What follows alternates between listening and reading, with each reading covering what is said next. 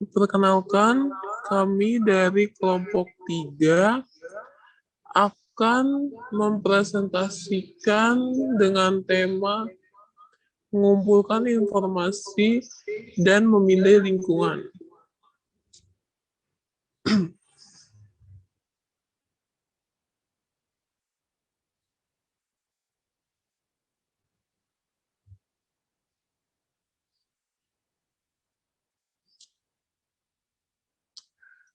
Baik, saya Risma Fauzia dengan NIM 1120101049 akan menjelaskan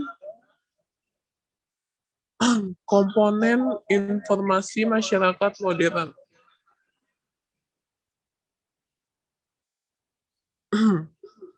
Setiap perusahaan harus mengelola dan mendistribusikan aliran informasi berkelanjutan bagi perkembangan dan keberlanjutan perusahaan. Sistem informasi pemasaran ini terdiri dari orang-orang, peralatan, prosedur untuk mengumpulkan, memilah, menganalisis, mengevaluasi, dan mendistribusikan informasi.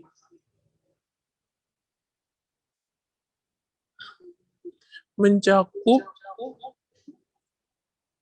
dua lingkungan, lingkungan internal dan lingkungan eksternal.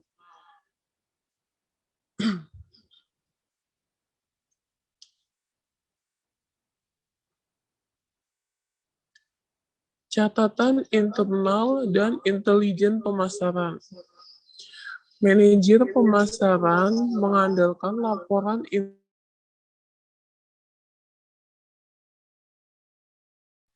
biaya,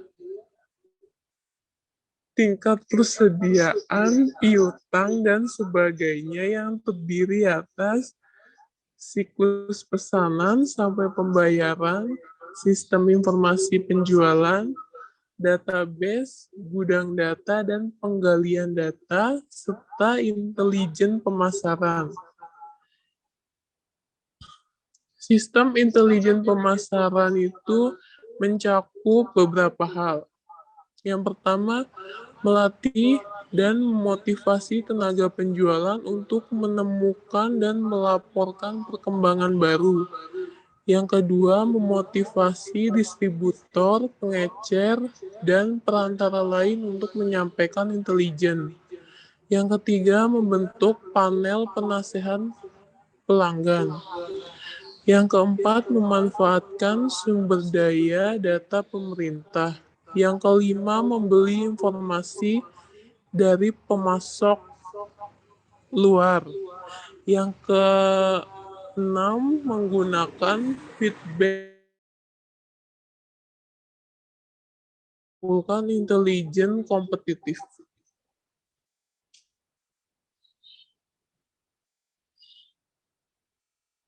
Faktor eksternal terdiri atas perusahaan-perusahaan lain, baik para pesaing atau rekanan perusahaan, yang memiliki komponen bisnis dan sistem informasinya masing-masing. Yang kedua, pemerintah sebagai penyusun kebijakan-kebijakan atau polisi dan peraturan. Yang ketiga, pasar atau market. Yang keempat, pelanggan. Dan yang terakhir, perangkat hukum dan lain sebagainya.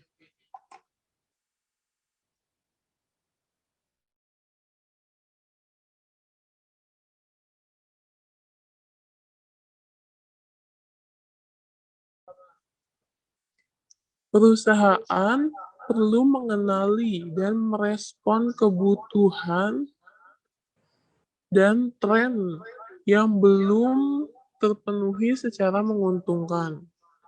Pemasar harus bisa membedakan.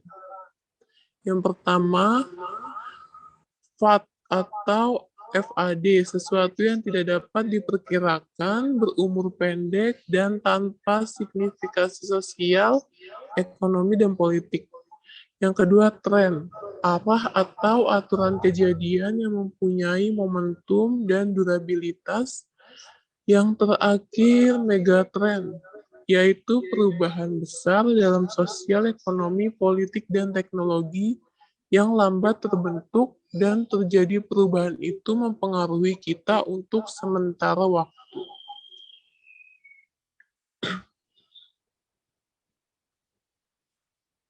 Menganalisis lingkungan.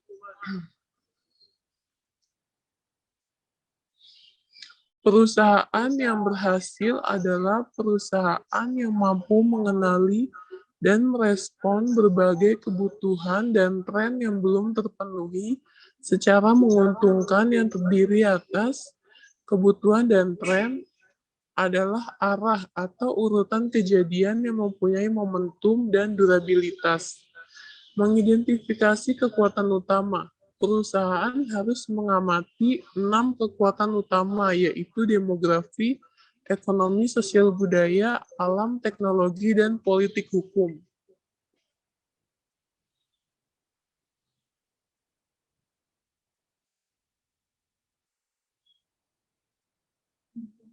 Enam kekuatan utama perusahaan. Yang pertama itu ada demografi, yang kedua ekonomi, yang ketiga sosial budaya, yang keempat alam, yang kelima teknologi, dan yang terakhir politik dan hukum.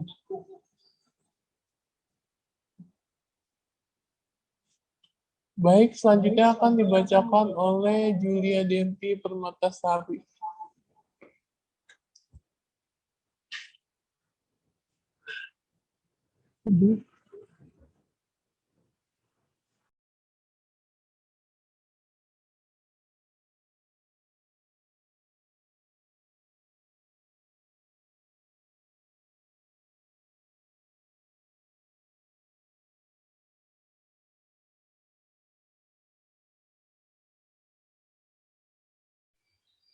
Lingkungan demografis menjadi kekuatan utama yang diamati pemasar adalah populasi karena masyarakat adalah pembentuk pasar. Lingkungan demografis ini dibagi menjadi 6. Yang pertama, pertumbuhan populasi dunia. Yang kedua, bauran usia populasi. Yang ketiga, pasar etnis dan pasar lainnya. Yang keempat, kelompok terdidik. Yang kelima, pola rumah tangga. Dan yang terakhir, perubahan geografis dalam populasi.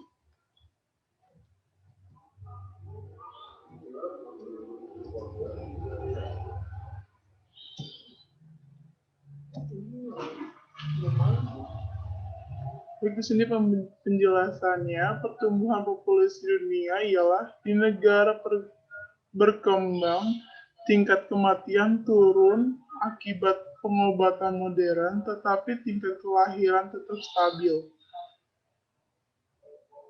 Yang kedua, bauran usia populasi. Beberapa pemasar ingin memfokuskan diri pada kohort.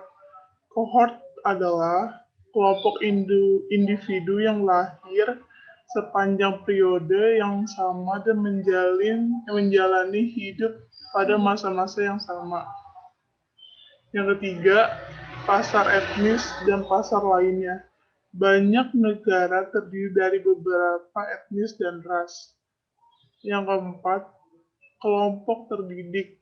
Populasi di semua masyarakat terdiri dari 5 kelompok pendidikan, yaitu kelompok tidak terdidik, tidak lulus SMU, lulus SMA, lulus perguruan tinggi dan tingkat profesional. Yang kelima, pola rumah tangga. Rumah tangga tradisional terdiri dari suami, istri, dan anak-anak, dan terkadang kakek nenek.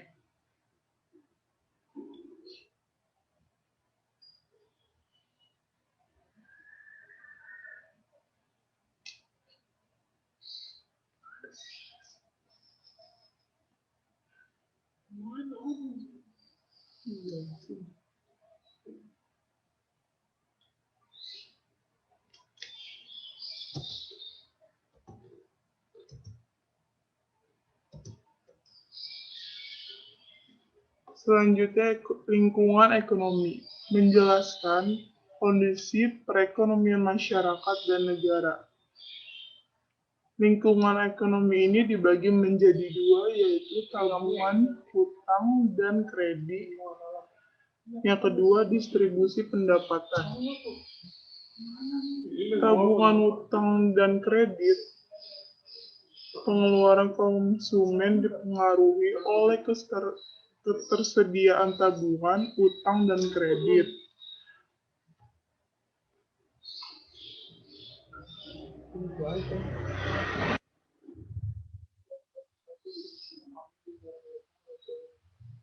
Yang kedua, distribusi pendapatan. Ada 4 jenis struktur negara industri, yaitu yang pertama, perekonomian subsistem, yaitu hanya mempunyai sedikit peluang untuk pemasar. Yang kedua, perekonomian ekspor bahan mentah memiliki pasar yang baik untuk perlengkapan peralatan dan barang mewah untuk orang kaya. Perekonomian industri baru, yakni di mana kelas kaya dan menengah baru sedang tumbuh dan meminta jenis barang yang baru. Yang keempat, perekonomian industri merupakan pasar yang kaya untuk semua jenis barang.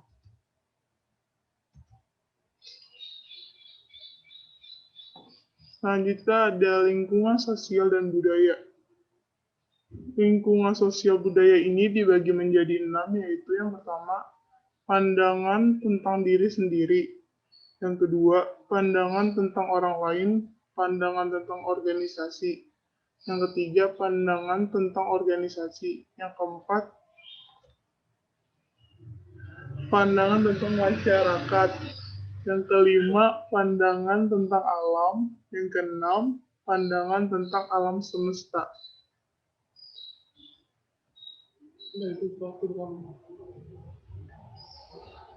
Selanjutnya, ada lingkungan alam, dibagi menjadi 3, yaitu sumber daya alam, cuaca,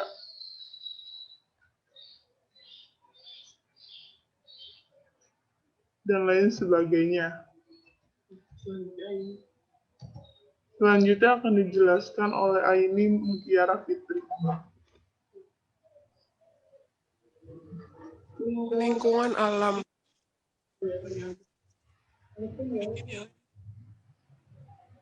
Di lingkungan alam, pemasar harus menyadari peningkatan kekhawatiran masyarakat tentang kesehatan lingkungan. Kini banyak pemasar yang menerapkan program pemasaran pelestarian dan hijau yang memberikan solusi lingkungan yang lebih baik sebagai hasilnya.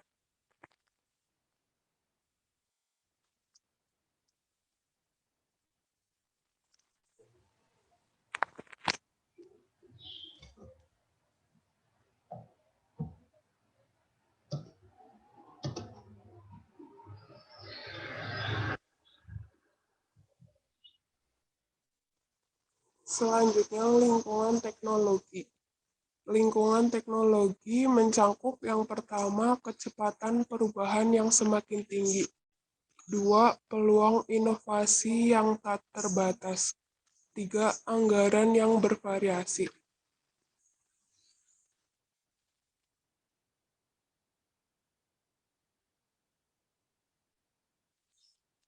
Lingkungan teknologi.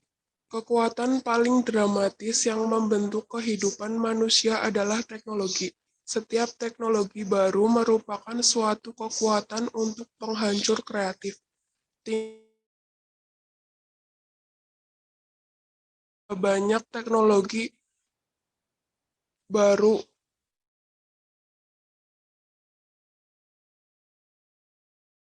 tren-tren berikut dalam teknologi. Yang pertama, langkah perubahan teknologi yang semakin.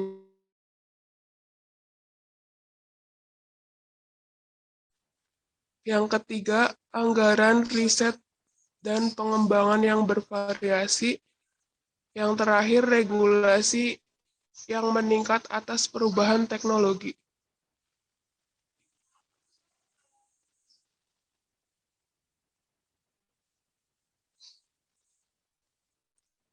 Lingkungan politik dan hukum mencangkup peningkatan peraturan bisnis dan pertumbuhan kelompok berkepentingan khusus.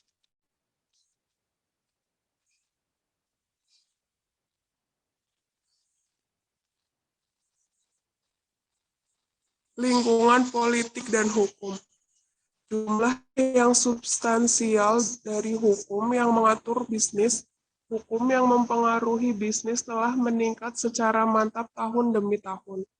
Komisi Eropa telah aktif dalam membentuk kerangka kerja hukum baru yang mencangkup perilaku bersaing, standar produk, tanggung jawab produk, dan transaksi komersial untuk ke-12 negara masyarakat Eropa.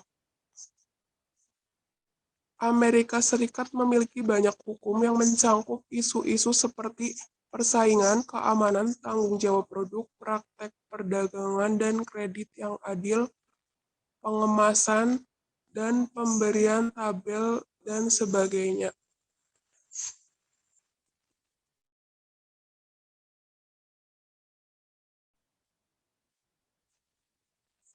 Sekian presentasi dari kami. Wassalamualaikum warahmatullahi wabarakatuh.